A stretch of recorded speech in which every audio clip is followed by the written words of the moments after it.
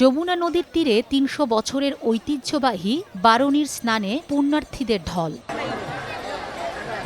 সকাল থেকেই পাবনা, রাজবাড়ী, টাঙ্গাইল, ফরিদপুর, ঢাকা, মানিকগঞ্জ সহ ভারতবর্ষ থেকে অনেকেই এই উৎসবে অংশ নিতে আসেন।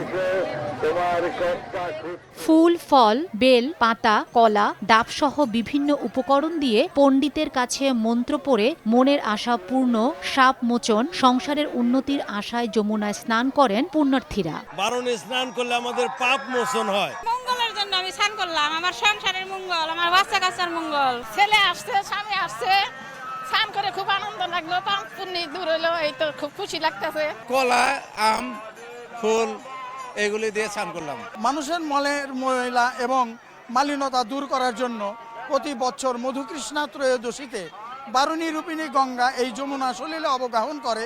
ভক্ত হৃদয়ে বেজে উঠে অনাবিল শান্তি। মিষ্টি মিঠাই, বিন্নি খই, বিভিন্ন ধরনের শিশুদের খেলনা, গৃহস্থলী কাজে ব্যবহৃত উপকরণ নিয়ে নদীর তীরে বসেছে গ্রামীণ মেলাও। বাচ্চাদের জন্য কেনাকাটা করলাম, মেলা বইছে, ভালোই লাগলো। বিন্নি, খই, বাতাসা, এগুলো কসমেটিক অনেক কিছুই উঠছে। মেলায় ঘুরতে আমাদের অনেক ভালো লাগে, স্নান করলাম, অনেক মজা পাইলাম। ঐতিহ্যবাহী মেলা, এখানে অনেক কিছু কেনাকাটা করলাম, বাচ্চাদের নিয়ে আসছি, স্নান করলাম।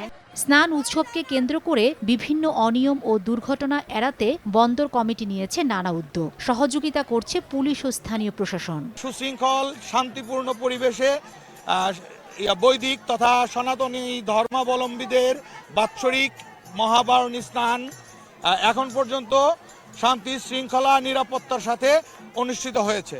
মানিকগঞ্জের শিবালয়ের ঐতিহ্যবাহী যমুনা তীরে আয়োজন করা হয় এই উৎসবের। সময় সংবাদ, মানিকগঞ্জ।